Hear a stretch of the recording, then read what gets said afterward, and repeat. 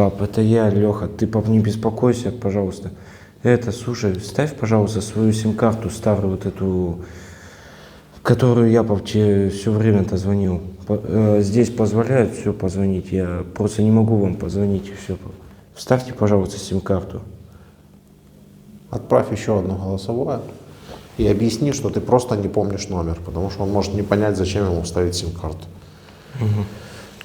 И что, типа, поменял сим-карту, что я не Да, объясни, что ты не можешь вспомнить, не знаешь их номер, на который нужно позвонить. И это, пап, вы сейчас, я понимаю, сейчас вы вставили другую сим-карту, что я-то не знаю новый номер твой, пап. Вставь свою сим-карту старую, чтобы я мог позвонить тебе. А то... Номера не помню, не знаю. Номер не знаю. Старый помню. Старый вот помню номер, на который я, пап, все время-то тебе звонил. А этот новый я, пап, не знаю. Вот ставь, пап, этот номер свой старый, вот этот 6511, и все, чтобы я тебе хотя бы мог позвонить, хотя бы вас услышать. А то... Вот, вот 2 месяца. То не получается, я понял. Я тебя нормально вцепил, во-первых, микрофон. Во-вторых, стандартный вопрос. Вы даете согласие на запись этого интервью? Что сейчас? Вы даете согласие на запись интервью? Да. Вот мы с вами будем записывать интервью. Вы даете согласие на запись? Да. Даете согласие. Хорошо. Это же по российским каналам уже покажут же там. По российским? Ну. Это покажут только в Ютубе. В Ютубе. По российским каналам этого показывать не будут. Знаете почему? Запрещено. В России как бы к правде вообще очень негативно относятся, так что.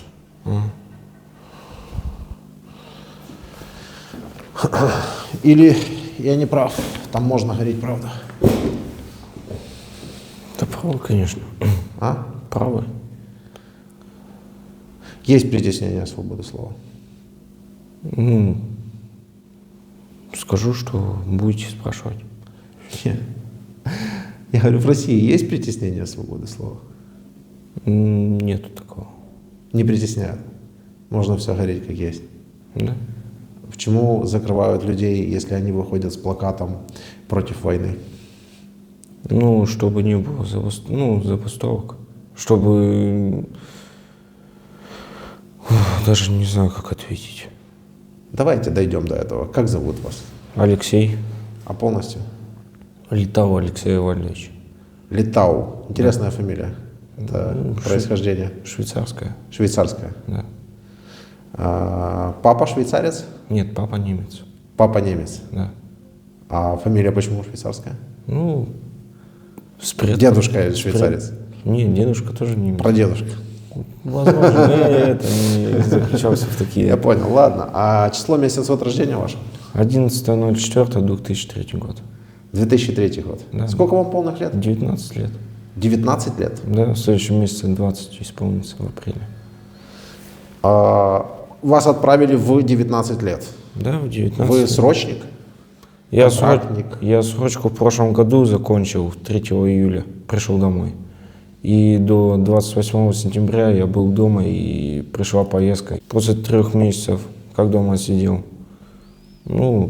я сразу, в военкомат сам пришел, что военком, и 2 полицейских пришел как раз, участковый и сам полицейский. То есть у вас сразу же к вам домой пришел 2 полицейских пришло? Да, с военкоматом. Зачем такая делегация? Чтобы не сбежали в момент мобилизации. А мне-то куда сбегать, если... Я-то думал, что я когда работал, что 3 месяца дома отсидел, и так-то не думал, что меня мобилизируют. А тут пришли и сказали, вот, распишись, что надо мобилизация. Почему вы не думали, что вас мобилизуют? Потому что по законам Российской Федерации до 21 года не должны были меня мобилизовать. Есть такие законы? Есть закон. Я его когда в блиндаже мы сидели, я узнал, что до 21 года, что меня не должны были мобилизировать, а меня мобилизировали. Получается, закон Российской Федерации нарушен. Вы откуда? Омская область. Город? Омск, город Омск, Омская область, Крутинский район, все Понял, возим. понял. Если бы вы знали на тот момент, что нельзя мобилизовать до 21 года, что бы вы сделали? Ну, я бы и не подписывал повестку. Но я их сразу спросил, а куда меня? Я буду в России находиться? Мне сказали, да, будешь в России находиться, в Подмосковье, либо вот в Пскове будешь находиться. Ну, а 3 октября мы как сели на самолет 2 октября, а 3 октября мы уже ночью в Джанкое были. Когда вы сели в самолет или же уже узнали, что вы будете садиться в самолет, вас это никак не смутило? Ну, как-то не... Ничего не заподозрили? Да нет, мы думали, что нас в Москву, все, сейчас увезут в Москву, там мы прилетим там и будем в Москве уже. Зачем в Москве? Ну, типа, охранять там... Охранять Москву? Ну, типа, и боеприпасы таскать, все.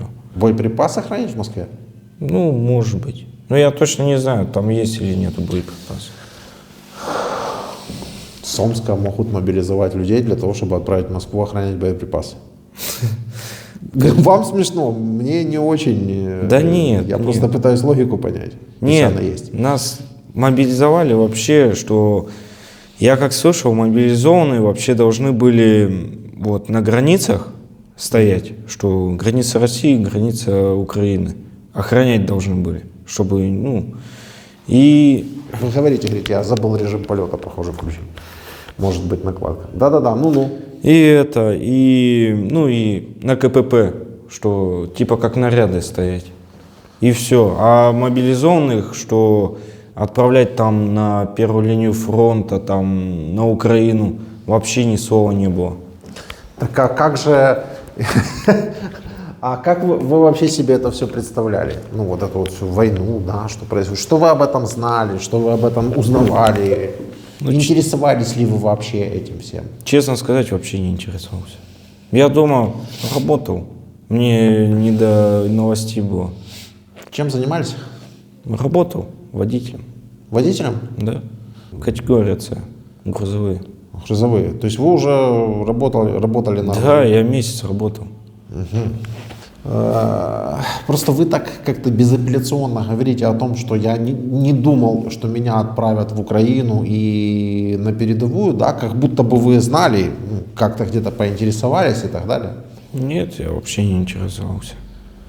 Меня сюда как привезли в Джанкой.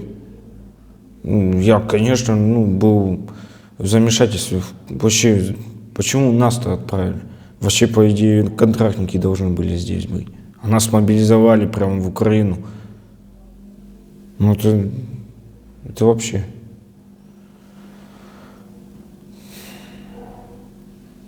Да.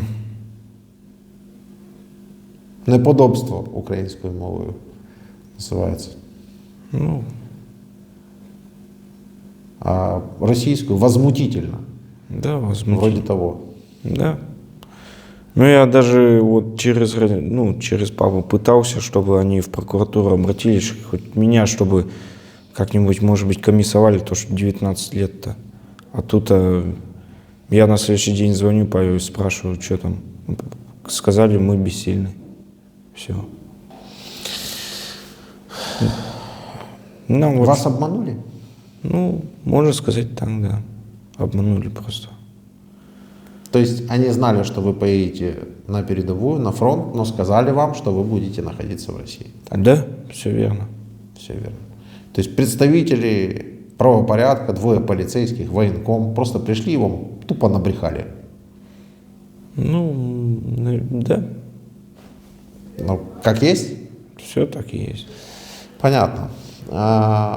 Дальше, я так понимаю, что совсем прошло немножко времени после того, как вы подписали эту поездку. Да, Вы прибыли куда-то на какой-то сборный пункт и вас повезли в аэропорт. да. Ну, нас с Омска сразу в Джанкой отправили. Так.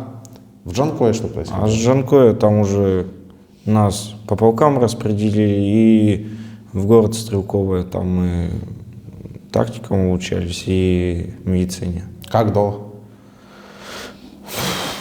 До 1 января обучались. С с 3 октября по 1 января. Ну, то довольно долго. Ну, так-то долго, да. Нормально все выучили, да? Сколько раз постреляли на стрельбище? На стрельбище как мы ездили? Мы приехали в туман, постреляли и уехали. Все. Один раз, что ли? Ну, вообще вот, если посчитать, то раз 6 мы ездили. Ну, Все. ну, уже имели понятие хотя бы, как заряжать автомат, да? Ну да. Магазин заряжать, стрелять. Понятно. Дальше что было? Ну, дальше нас вот как обучили. 1 января нас отвезли в Луганск, ну, в Луганскую область уже. Так. В лес какой-то увезли. Мы сразу спрашивали, хотя бы населенный пункт, нам сказали то, что это секретно, что ну, нельзя узнавать это. Сколько вас было? Ну, вообще, наша 4-я рота 73 человека. 4-я рота какого батальона? 237-й полк. Все. 237-й полк. Да, Это вас туда как бы прикомандировали, получается? Да. И куда вы приехали? В лес. Ну, это я понял. Да, Вы да. Подробнее не можете сказать? Точнее. Я знаю то, что в Луганскую область и в лес куда-то. Все. Больше ничего не знаю. Там мы до 5 января окопы покопали, в блиндаже, ну, пожили. И 6 января утром в 7 часов нас отправили в Кременную. Задачу, ну, дали задачу, что выманить танк. Блуждающий танк, ну, у нас так называется. Чтобы мы его выманили, и чтобы артиллерия его накрыла. Ну, мы приехали в Кременную, позиции заняли. Ну, там 5-я рота находилась, какого-то тоже батальон, ну, какой-то полк тоже. Спросил, тут танк ездил. Мне как пацаны сказали, то, что танк уже давно тут не ездит. Вот. Я до ротного сбегал, сказал эту ситуацию, то, что танка нету. Он нам как сказал, ну, тогда держим позиции, а 10 января нас должна была 98-я дивизия сменить. Ну, мы, получается, до 8 января просидели в окопах, там нас начали накрывать, ну, артиллерией, там, воздухом начали просто, бомбить нас. Мы 8 января просто 5-я рота и наша 4-я рота, 3 человека, я и Толмак, и наш медик. Вот троем с 4-й роты, а 5-я рота там несколько человек было. Сказали отступать. Ну, мы подумали, то, что тоже будем с 5-й роты отступать. У нас не раций. Ротный куда-то просто ушел. Его на позиции не было. Людей наших не было с 4-й роты. Только мы втроем были с 4-й роты. И с 5-й роты там несколько человек. Все. Но мы решили отступать с 5-й ротой. Мы отступили. Ночь проночевали у них где-то в окопе. А на следующий день мы решили то, что надо возвращаться, потому что подумать, то, что мы дезертиры, и за это еще предпишут. Подождите, вы очень быстро все рассказали. Вы отступили в результате чего? В результате того, что нас начали сильно обстреливать. Артиллерией. Артиллерия, да. Дронами, может быть. Ну, артиллерия, дронами. Ну, я в этой военной военной вот этой, я вообще не. Я в армии-то всего лишь в наряд заступал, все. Были погибшие, раненые? Погибших много было. По рации прям кричали. То, что 200-е, 300-е. Это там, где вы изначально вот окопались, да? Или вы не окопались, вы уже пришли? Да, когда мы уже в окопах сидели. Среди ваших были жертвы? Точно не знаю. Я и Толмак, мы сидели с 5-й ротой, мы отошли.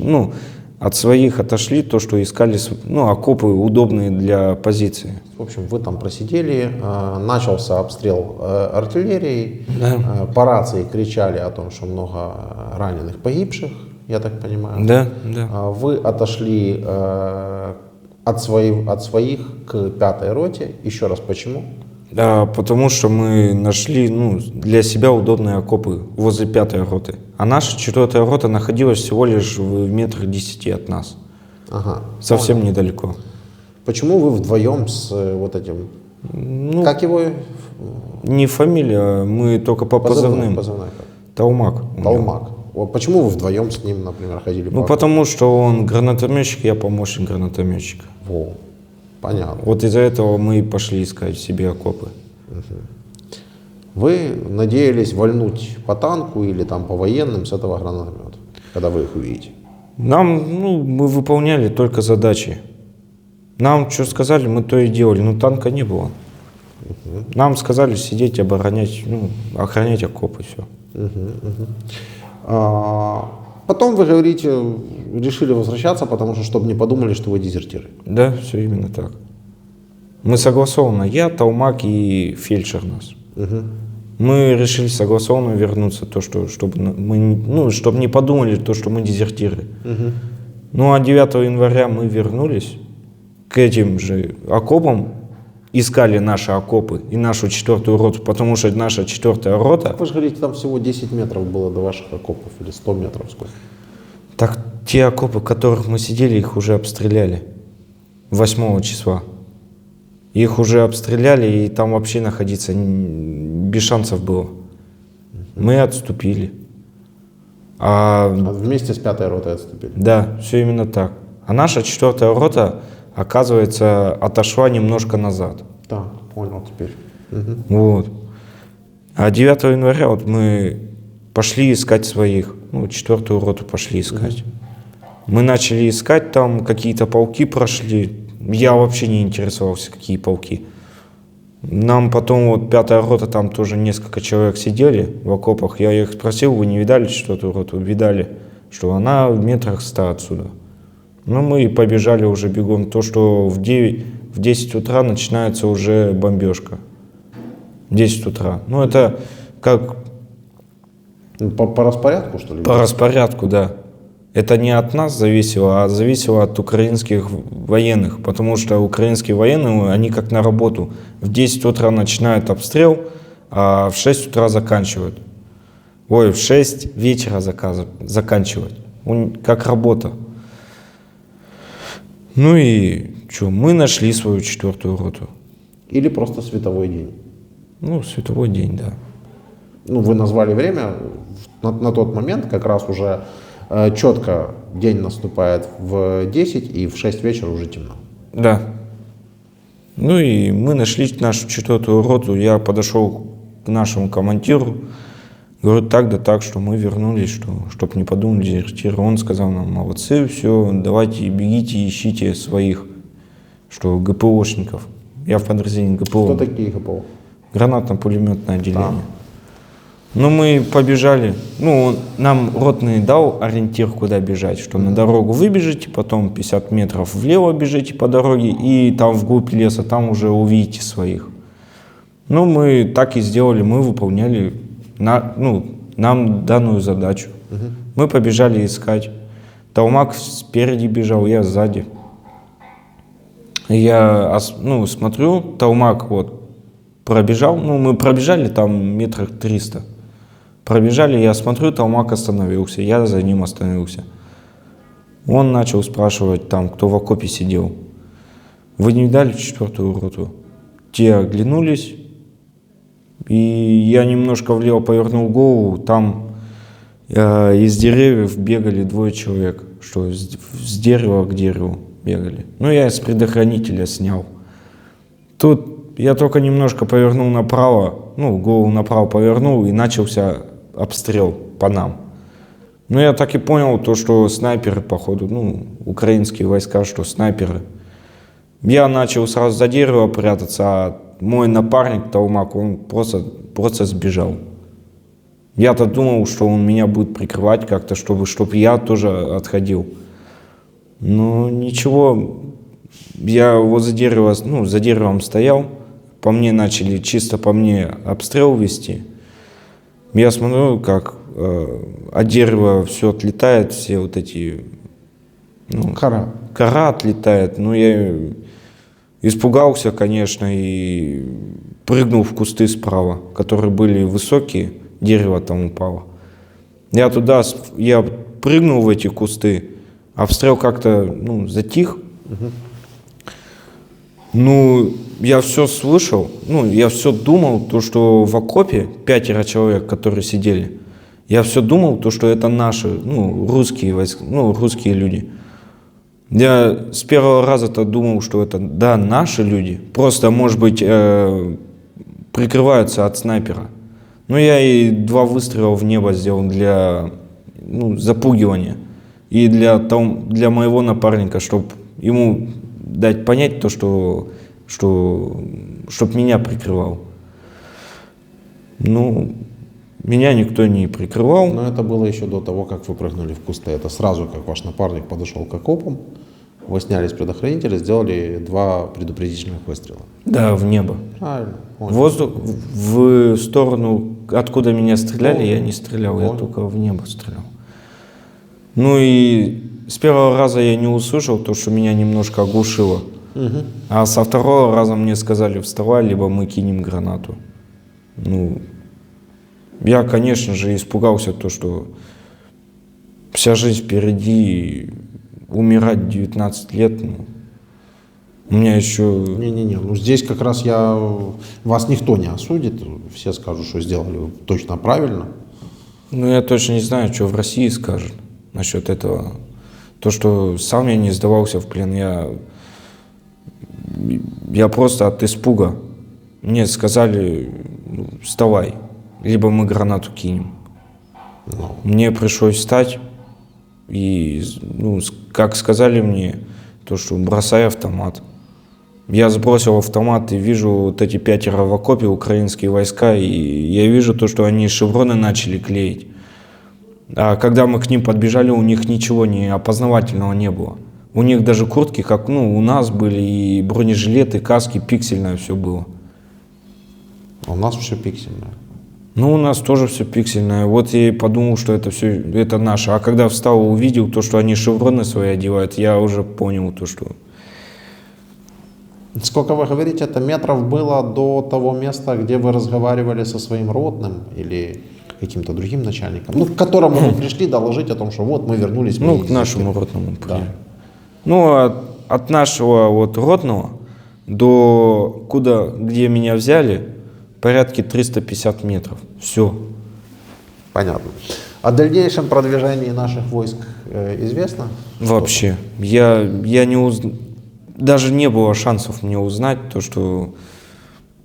Ну, понятно. После того, как вас взяли в плен, у вас уже не было шансов ничего узнать. Конечно, да. Это понятно. Но потом, когда меня взяли в плен, сказали то, что ты не беспокойся, будешь жив. Что... Сейчас, как мне сказали, то, что, возможно, ты бы умер на этой войне. Ну, а так как тебя взяли, ты вот живой, тебе повезло. Правильно. Ну, логично. Так повезло реально. Не, ну, хорошо, окей, давайте с вами выясним, повезло или не повезло. Были шансы погибнуть? Шансов очень, да, прям 80% было, чтобы погибнуть на этой вообще войне. 80 на 20, вы попали в тех 20 счастливчиков. Повезло или не повезло? Повезло, конечно. Ну, так вот, собственно, мы и выяснили. И да, 19 лет, и да, вся жизнь впереди. И да, если бы перед тем, как брать эту повестку или расписываться в ней, или вообще идти в военкомат по этой повестке, ведь получение повестки, это же еще не означает, что вас уже отправили, правильно? Ну если, да. Если бы во время этого всего вы немножко ознакомились с тем, что происходит, посмотрели бы хотя бы одно наше интервью на нашем канале, на котором я уже провожу эти интервью с начала войны, ровно год на данный момент. Ну, наверное, вы бы предприняли какие-то другие действия.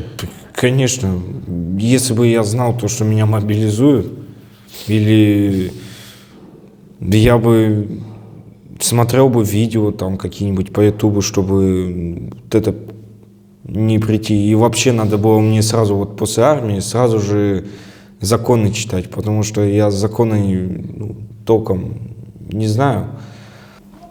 Ну, законы в стране, в которой законы не работают, мало применимы. Ну, если, давайте, честно. Есть закон о том, что 19-летних набирать нельзя. Да. Приходят представители военкомата, представители полиции. Это представители закона? Ну, представители полиции, да. Да. Они Это исполнительная власть. исполнительная Да, власть. совершенно верно. Они должны исполнять как раз тот закон и следить за тем, чтобы все его исполняли. Да. Они приходят и, вопреки этому закону, отправляют вас воевать. Они нарушают закон? Ну, мне как сказали, то, что с такой ситуацией никак не уйдешь, потому что если у нас не подпишешь повестку, то в тюрьму можешь загреметь, а там уже ни учиться не идти, ни на работу никакую не пойти, все. Тебе просто все дороги перекрыты. Вы бы еще раз пошли бы, я так понимаю, если бы все Нет. это знать наперед? Нет, Ну я... так а как? Ну, Если вас, бы- ставят перед выбором, тюрьма или ты идешь, потому что было бы именно так. Так, да. Да я бы, не знаю, может быть, если бы был бы шанс, что вот до этого, как меня сюда взяли, на эту мобилизацию, я бы, может быть, куда-нибудь уехал бы, чтобы не знали, где я сейчас нахожусь. О, это уже умнее. Это уже ближе к реальности. Может быть, куда-нибудь уехал, может быть, как-нибудь бы бронь бы как-нибудь там сделали бы. Ну, Порешал бы. да, как-нибудь бы решил бы с этим вопросом. Так как я здесь, у меня просто сейчас выбора нету. Что сейчас чисто сидеть ждать, пока есть... Сейчас, понятное дело, я возвращаю вас к гипотетической ситуации, Да. что было бы, если бы все это знали наперед, с учетом законов. Законы бы вам не помогли. Вас ставят перед выбором, сядешь в тюрьму или едешь. Что вы делаете? У вас не получилось порешать, убежать. Вот вы уже в той ситуации находитесь. Но даже если и в тюрьму, то всех, кто с тюрьмы, просто гонят сюда. Сейчас у нас все, Откуда вы знаете, что всех, кто с тюрьмы, гонят сюда? Я пока даже когда мы базировались, я со своими напарниками, конечно, разговаривали насчет этого всего. Просто сейчас наши все тюрьмы, в России тюрьмы просто сейчас пустые, потому что вагнеры это же с тюрьмы берут. Да. Шансов нету, чтобы в тюрьму все равно тебя сюда отправят. Либо подписываешь, тебя также сюда отправляют. Только есть один вариант, это куда-то уйти, куда-то сбежать. Это, получается, это вообще единственный вариант. Это только единственный вариант. Сбежать до того, как вам принесли эту повестку. Да, либо в лес куда-нибудь уйти и как отшельником находиться, все. А что случилось с вашей такой крутой армией российской? Все же кричали, что такая крутая армия, что приходится сейчас заключенных набирать. Если вот так посмотреть, то вообще командование. Все, в чем дело, это командование. Командование как берется со срочки же, со срочной службы командиров же берут. На мобилизацию их же тоже мобилизируют. Ну и они, мне кажется, они привыкли чтобы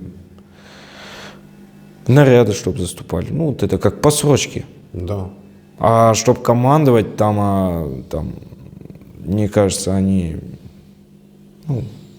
Я понимаю, но до полномасштабного вторжения, до 24 февраля 2022 года, да, был же миф такой, что российская армия настолько мощная армия, Да, я что, тоже в слышал. принципе, Украина это для них не то, что не соперник, это так, не увидят, не почувствуют. Уже будут в Варшаве, а потом в Берлине сразу через день. Я точно не знаю. Я слышал то, что наша русская армия вторая, Да, вторая армия мира и так далее. Вторая так далее. армия Так мира. я вот и спрашиваю, что случилось с этой крутецкой второй армией мира за год? Я сейчас же ничего не накручиваю, да? Я же вроде по факту говорю. Все по факту. Что с этой крутой армией за год такое случилось, что им приходится призывать заключенных? Более, я вам скажу, уже у меня на канале есть видео, где там и опущенные так называемые заключенные. И я так предчувствую, что скоро уже будет видео и с женщинами заключенными, потому что их тоже уже эшелоном отправили в Донецкую область. Вот куда делась крутая армия? Точно не знаю. Я не знаю. Я же повторяюсь, я в этой армии, ну, то, что вот это все, что происходит, я не знаю. Может, она крутая только для того, чтобы парады проводить? Все может быть. Не создается такое? Потому что парады действительно впечатляют. Парады, да, впечатляют. Впечатляют. Тут умеют, могут же. Могут, да. Могут. А в деле вообще. Один солдат, который был на вашем месте в самом начале, мне рассказывал, как это происходит. Он участвовал в подготовке к параду, как красятся эти машины, как они готовятся, как есть специальная техника, отдельно выделенная, которая действительно находится в хорошем состоянии для того, чтобы поучаствовать в параде. Только они находятся на складах. Ну, на складах. Да, которые вы хотели охранять. Да, а вот которые вот мы сейчас, вот эта вот война вся началась, просто берут и эту всю старую технику, которая уже вся списанная просто, списана уже с производства, ее просто сюда кидают. Да, вместе с такими, как вы. Ну, нас как на мясо кинули, если вот так посмотреть. Я, заметьте, не намекал даже на то, чтобы вы сказали эту фразу, но вы все ее, тем не менее, повторяете. Так, так оно и есть. Так оно и есть. То есть мясо и списанная техника. Да? Кстати, какие возрастные категории были у вас там? Все такие молодые, как вы? В роте. Нет, только я один 19 лет. А остальные постарше? Все остальные по 20 там с чем-то лет, по 30, по 40. Я только один 19-летний. Если бы вы погибли, то погибли бы за что или ради чего? Даже не знаю. За Россию, наверное, умер бы. За Россию бы умерли. Да. Можете объяснить эту мысль? В чем заключается выгода России в данной ситуации? Зачем это России нужно? Чтобы вы погибли за... Точно не знаю. Чтобы, может быть, как у нас там, герой России там. Я даже вообще не знаю. Нет, это все, конечно, красивые, высокопарные слова и фразы, к которым все привыкли, как и к парадам. То есть парад красивый, плакаты красивые, про своих не бросаем. Ну, Кстати, да. в вашей истории тоже применима эта фраза, я так понимаю. Вас же не бросили? Нет. Напарник вас не бросил, он просто убежал. Просто Это взял. совсем разные вещи, согласитесь. Ну да, да. Да. Можем повторить на Берлин и все такое прочее. Это все, еще раз говорю, просто высокопарные фразы. Вы человек, Да. живущий, Да. у которого впереди жизнь, который может сделать научное открытие или, как минимум, вырастить сына, дочку, посадить дерево и построить дом. Да. Вам не кажется, что это действие принесло бы больше пользы России, Конечно, больше бы принес. чем ваша смерть? Чем ваша смерть. Все. Так мне только обидно то, что столько людей погибает. Обидно? А мне обидно же, я уже год с такими, как вы, разговариваю, и каждый день слышу о том, что вам обидно. Но каждый раз, когда я разговариваю, я слышу историю о том, вы интересовались вообще, когда сюда ехали, что происходит? Нет. Нет, вы уже сказали нет. И я не могу понять, что это за народ такой. Ну, серьезно. Вас изучать будут в биолабораториях. Верите, кстати, в разработки украинских ученых? Боевых гусей мы готовили, мух, Нет, летучих мышей. Нет, я не смотрел. Наемники НАТО. Видели? Нет. Как нет? Не видел. А нацистов? Хотя бы. Нацистов нет, тоже не видел. За что ж тогда Путин объявил, в честь чего тогда ж Путин объявил спецоперацию? Он же говорил, мы не собираемся ничего захватывать. Говорил? Говорил в своей речи. Мы не собираемся никому ничего навязывать силой. Говорил в своей речи.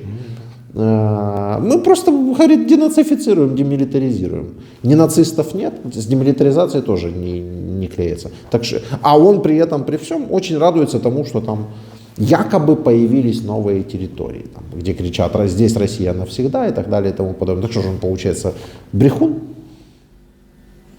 Ну, точно не знаю. Ну, понятно, я и не прошу вас конкретных утверждений каких-то. Это и так, само собой, разумеется, что он лжец. Потому что вся его речь — это ложь. Все. Точно так же, как лжецы ваш военком и ваши полицейские. И свободы слова у вас никакой нет. Потому что если вы сейчас вернетесь в Россию и выйдете и расскажете то, что вы рассказываете мне, где-нибудь в широком кругу людей, просто громко будете говорить об этом в кафе или в маршрутке, или в автобусе. Да зачем мне это рассказывать? Нет, ну просто. Ну просто, чтобы люди знали. Ну как зачем? Спасти жизнь кому-то. Ведь это же хорошо для человека, с моральной точки зрения, спасти кому-то жизнь. Вообще, да. Вообще неплохо, правда? Ну, да. Ну. И такой же парень, как вы, 19, 18 лет, 20, неважно. Может не поехать, а узнать от вас, что было на самом деле, вы ему, получается, спасли жизнь. По крайней мере, приложили к этому усилия. Угу. Ну так? Так. Но если вы попытаетесь это сделать где-нибудь условно в общественном транспорте, вас снимут полицейские на первой же остановке. Да. Да. Да и, да. Хорошая себе такая свобода слова, знаете? Это уже свобода слова или будет еще, хочется спросить? Потому что учителя сдают учеников за рисунки там украинского флага. Кто-то может подсмотреть в автобусе, что кто-то в телефоне не в тех пабликах, и тут же по дороге его сдать в полицию. И арестовывают людей, заводят уголовные дела. Ребенок нарисовал украинский флаг, папу закрыли. Мамы не было, ребенка отправили в детский дом. Реальная история из России. Да ну. Представляете? Вот если поинтересуетесь, то будете много знать для себя. Вы вообще понимаете, знаете, что российские танки, войска стояли под Киевом, прямо в черте Киева? Под Киевом нет. В феврале прошлого года, не знаете? В марте. Я еще на срочке-то был. Ну вот, как бы, представляете, ваша страна развязала полномасштабную войну, а вы даже не знаете, что происходило. Что же вы можете знать? Именно что полномасштабную войну. То есть эта война не происходит где-то там в Донецкой или Луганской области. Она, ну вот как бы, они пошли по всей территории Украины. Были планы захватить и Одессу, и Харьков, Черниговское направление, Сумское. Ведь там везде были российские войска, там везде лежат ваши трупы, ваших солдат. Кто-то уже разложился, кого-то еще не нашли, кого-то съели собаки, кого-то отправили в Россию, кто-то под землей. Это реальность. Ну, больше ничего сказать насчет этой всей войны. Ну хорошо. Ладно, в России вы этого сказать не можете, сейчас можете, потом скажете, вас заставили. Но чтобы вы искренне сказали вот таким, как вы, россиянам, сейчас. Да я бы сказал, чтобы сюда вообще не идти. Здесь нас не ждут, это понятно, здесь нас не ждут. Не всем понятно. Ну, вообще, это вообще не, это не наше все. Наше там в России все находится. А сюда, да, мы пришли просто и начали хозяйничать. Так Вот оно. как. А как вы это поняли? Ну, когда сюда приехал, когда узнал это все. То есть с шариками, хлебом, солью вас никто не встречал, я так понимаю, и особо не был вам доволен. Рад. Ну, да. Ну, спасибо вам за ваши комментарии. Надеюсь, ваш папа включит сим-карту, потому что, ну, действительно, как-то это очень странно на самом деле. Еще одна вещь, которую я не понимаю. Он же прекрасно знает, что вы знаете его номер телефона. Да знает, конечно. Так, как можно было Да и он- взять, избавиться от старого номера телефона и поставить новую сим-карту? Сын в плену. Потому что начали угрозы нести. От украинских военных начали угрозы нести, мою семью начали угрозы просто валиться, то звонки, то фотографии. Сейчас Начали отправлять ему на этот номер, что же вы сразу не сказали? Ну, это... Вы уж извините. Вы убиваете здесь наших людей. Украинские военные и украинские люди вас ненавидят. Поэтому шлют угрозы и фотографии, и все что угодно. Извините, причем я сказал фигурально. Это так. Я реально ни за что не извиняюсь. Но вы понимаете, почему украинцы вас ненавидят или так, нет? конечно, понимаю. Это обоснованная ненависть? Обоснованно. Ну вот вы сидите во Львове, да? Сюда было несколько прилетов, но у нас есть города в Украине, прифронтовые, так сказать, в которые прилеты идут постоянные. То есть люди постоянно сидят под бомбежками, под обстрелами. Возьмем Херсон, недавно освобожденный от вас. Или же Харьков, в которые постоянно что-то прилетает. Я уже не говорю за Константиновку или Краматорск, в которые с вашей стороны постоянно что-то прилетает. Гибнут люди. Гибнут. Если вы мне объясните сейчас смысл вот этого всего происходящего, я скажу вам, окей, украинские военные, которые слали вашему папе ваши фото и угрозы, они не правы. Объясните мне смысл происходящего. Смысл прихода российских солдат на украинскую землю.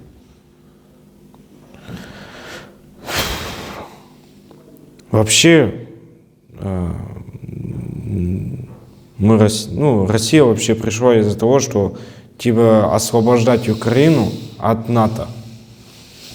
Потому что по словам, что НАТО управляет Украиной, а Украина уже... Вы не задумывались, может, Украине нравится, что НАТО управляет Украиной? Нет, не задумывался. Даже если принять вот эту абсурдность всего этого утверждения, по умолчанию, допустим, все это так. НАТО управляет Украиной. Может быть, Украине нравится, что ей управляет НАТО. Ну, я не знаю. Почему ее вдруг нужно освобождать? Потому что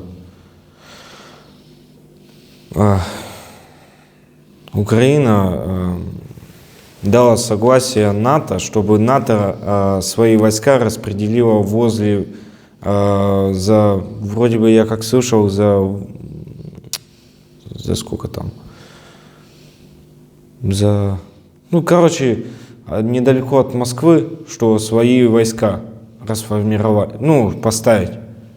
Это где? Это где? Это я не знаю. Но это возле типа Москвы. Ну и... От Москвы до границы Украины, если я не ошибаюсь, 550 километров. Вроде бы. То есть ближе никак мы не можем ничего поставить при большом желании. Тут я слышал то, что Украина позволила НАТО поставить свои войска недалеко от Москвы, а в Москве уже Владимир Владимирович Путин, это не понравилось. Он и подумал, по моим словам, он подумал то, что либо на нас, либо... Я понял вашу мысль. А до Финляндии сколько? Я не знаю, Столько же. Финляндия вступает в НАТО, то есть официально вступает в НАТО, ее туда берут. И Владимир Владимировича это как-то что-то вообще не беспокоит. Вам не кажется, что это странно? Кажется, наверное. Вот все, что вы сказали о том, что Украина дала разрешение на размещение какой-то базы НАТО у себя рядом с Москвой, и поэтому Путин сказал, что нужно напасть на Украину, это В принципе, это полная чепуха, как и то, что НАТО управляет Украиной. Но есть факт, фактические вещи. Финляндия, Швеция вступают в НАТО. Финляндия находится на таком же расстоянии от Москвы, как и Украина, как и там какая-то часть Украины. Да? Ну да. Вступление НАТО, фактическое вступление Финляндии в НАТО Владимира Владимировича не беспокоит. А вот гипотетическое вступление, понимаете смысл этого слова? То есть теоретическое. То есть то, что может быть когда-нибудь возможно, но не факт. Ну да. Вот гипотетическое вступление Украины в НАТО Владимира Владимировича очень обеспокоило. А фактическое вступление Финляндии нет. Ну это я не знаю. Я новости не смотрю дома. Я чисто вот... Не, ну вы просто начали об этом говорить, то я уже думаю, тогда надо бы просветить как бы. Ну, может, кто-то там полистает.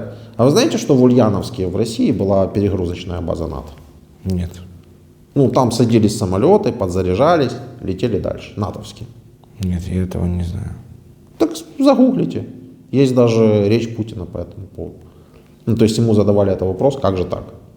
Что касается Ульяновска, то никакая там не база НАТО. Это просто, как военные говорят, площадка подскока в случае транзита по воздуху грузов соответствующих военных. Вот, поэтому, уверяю вас, ничего там необычного, не соответствующего нашим интересам не происходит. Наоборот, все, что делается в этой сфере, полностью соответствует национальным интересам Российской Федерации и нашего народа. Ну, в Ульяновске была реально вот перегрузочная база НАТО. Как Путин сказал, это не база, это так для подскока. Разгрузиться, перезагрузиться, дозаправиться и дальше полететь. Но штука в том, что в России-то она была, существовала реально, а в Украине такой базы никогда не было. Пропагандисты гитлеровской Германии тоже в свое время придумывали очень много всяких обоснований для того, чтобы можно было вторгнуться в Польшу, например. Они даже придумали, почему хорошо убивать евреев. Они же это обосновывали. Обосновывали. Ну, это была чушь? Нет. По-моему, да. Это была чушь.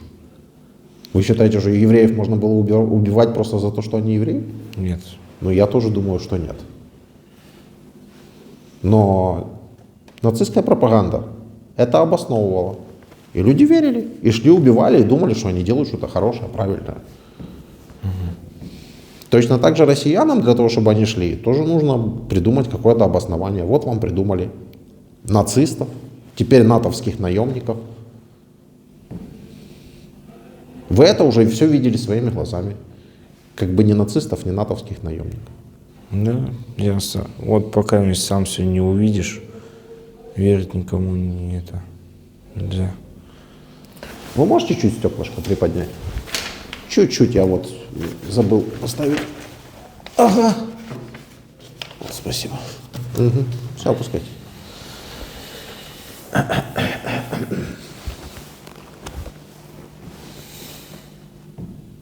Да-да, он объявлен международный розыск уже. Знаете за что? Нет. Нет? За то, что детей вывезли в Россию из Украины. Ну, Это считается кража детей.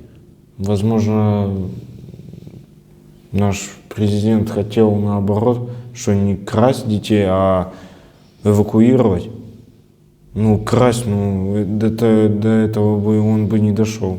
Но вы понимаете, что по указу этого человека развязана война, в которой вы могли бы уже превратиться в кучку перегноя. Ну да.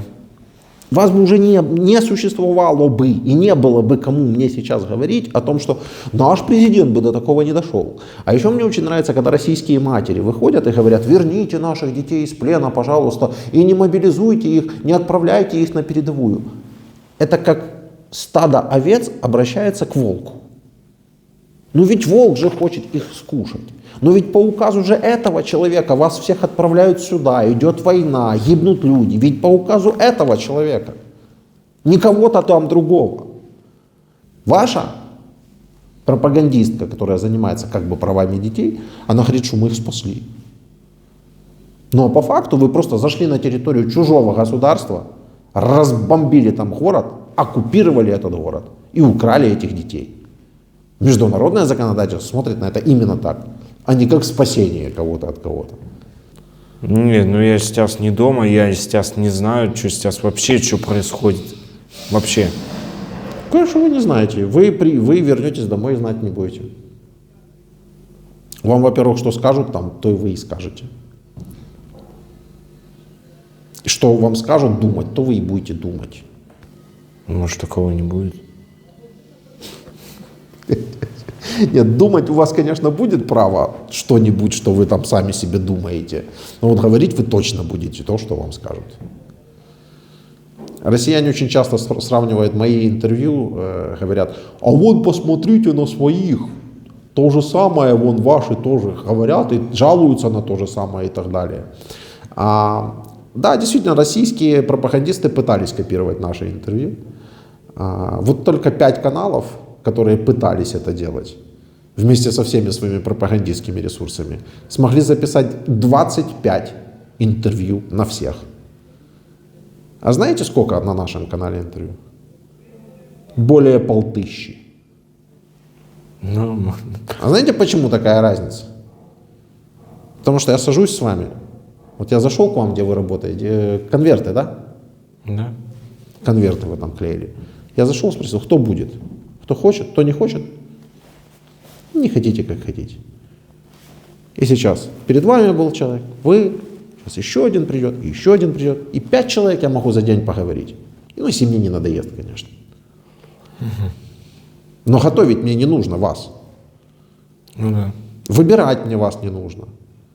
А российским пропагандистам действительно нужно сначала выбрать украинского пленного, который вообще будет с ними хоть как-то говорить. Потом заставить его говорить то, что им нужно. Потом 2 недели тренироваться с ним, заучивать эти фразы, вопросы и ответы. И потом записать это интервью. Вот поэтому у нас больше, чем 1500, а у них на 5 каналов 25. Имейте это в виду, когда будете там Ну, знаю. изучать. Запомню. Ну да, впрочем, мы заговорились. Спасибо. Просто давно 19-летних не было. Я думал, может, чего новое услышу. То же самое. Даже хуже, если честно.